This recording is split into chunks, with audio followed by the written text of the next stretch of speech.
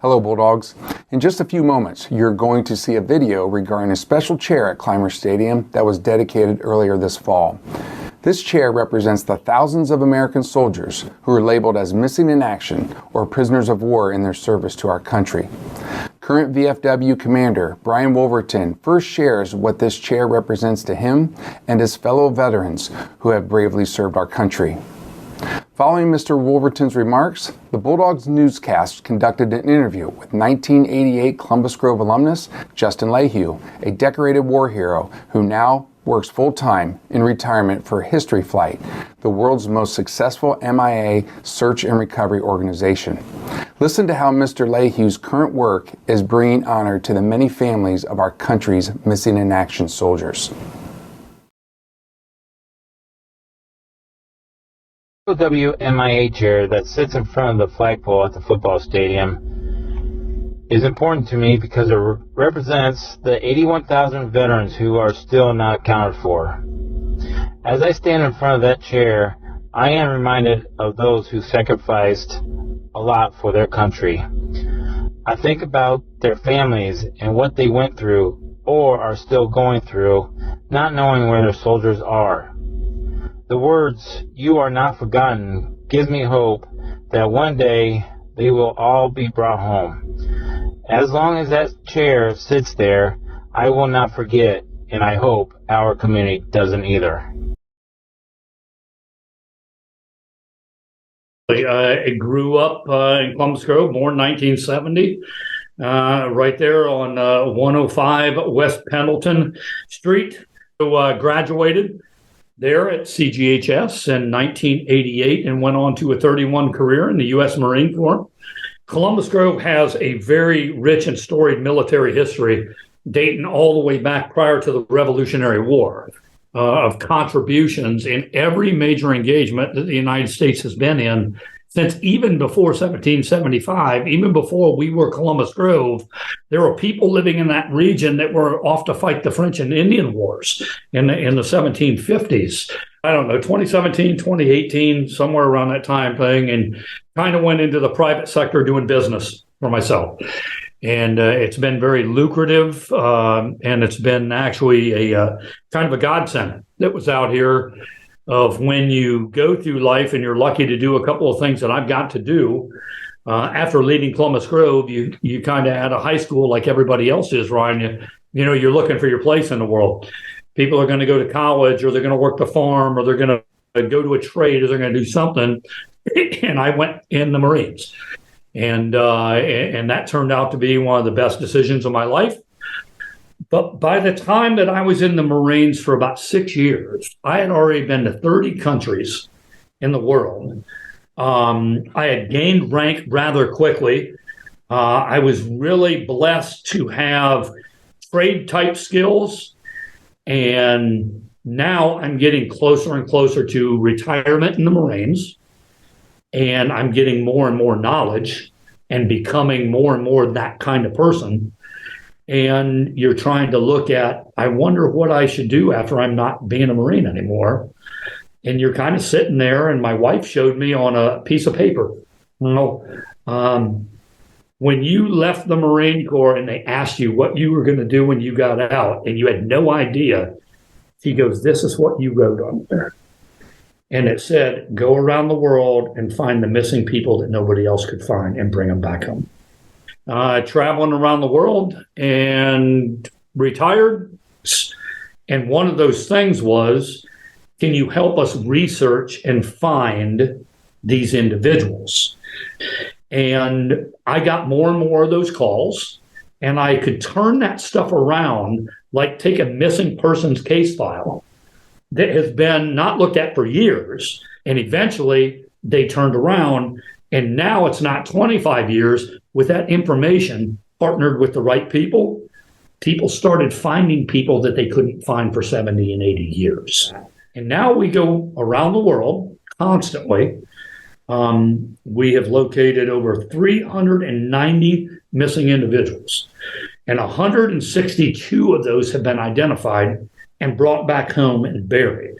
And these are individuals that on their cards the government gave up on them in 1949 and told the families, you will never find these individuals.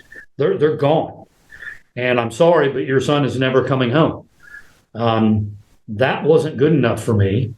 And I can't imagine what that would be like to the tens of thousands of mothers in this country that never got an answer on what happened to their kids. And they saw them walk out a door and they never came home. I empathize with that. Not only did they get a telegram that said in 1943, in a lot of specific cases that I deal with, we got a telegram that said, your son is either killed or is missing right now. It's one or two things. And what most people don't know, buddy, is a lot of those telegrams arrived at people's houses on December 24th of 1943. On Christmas Eve, you got a telegram in Columbus Grove, Ohio that said your son is never coming home again. Merry Christmas. I couldn't imagine what that was like to be a mother, decorating at Columbus Grove and doing everything else. And there's the knock on the door that says, here's the telegram, Mrs. LaHue, your son's never coming home. Right? That's bad enough. Then another telegram came in 1946 that told these families, your son's been killed, but we don't really know where he's at right now. But we're still kind of looking for him. Okay? And then these mothers all over America started writing, where's my son? Can somebody find him? Can somebody do that? So the hundreds of thousands of these people who were lost, right? At Columbus Grove at that time, when you looked around, there were these things called Blue Star banners hanging in everybody's window. And they had multiple stars on them of, this one's got 2 sons in the military. This one's got 3 sons. That one's got 1 son. And then some of those stars turned to gold. And the gold star meant your son's never coming home. And they gave their life in the nation.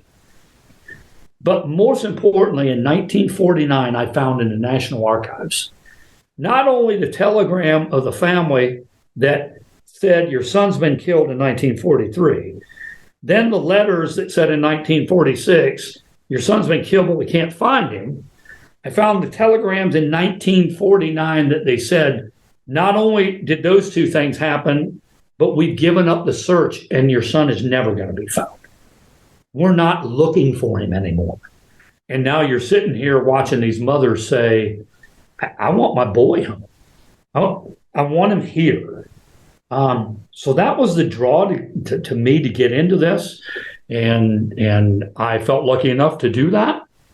And then took all of that and made a business out of it after I got out of the Marine Corps to travel around the world to go forward and locate our 80,000 missing in action from multiple wars around the world and kind of bring them back home and give them an appropriate burial and a resting place, either in a national cemetery or back in a hometown cemetery like the Catholic one there out on Sycamore or there at Truro in Grove. And I've been pretty blessed to be able to do that in my life.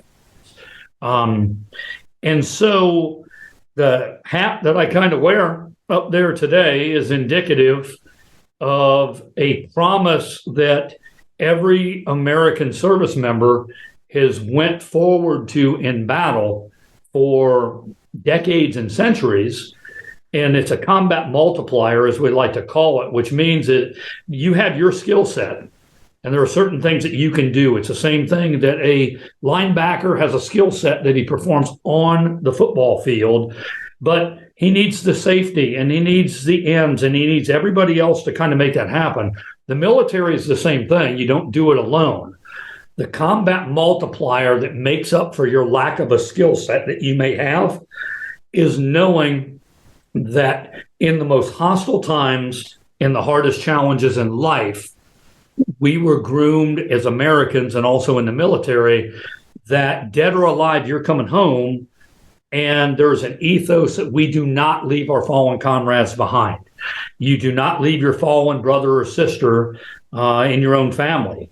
And you can relate that to right there with anyone growing up in Columbus Grove and the family members that you have is from the outside, they may look quirky to people, but they're your family.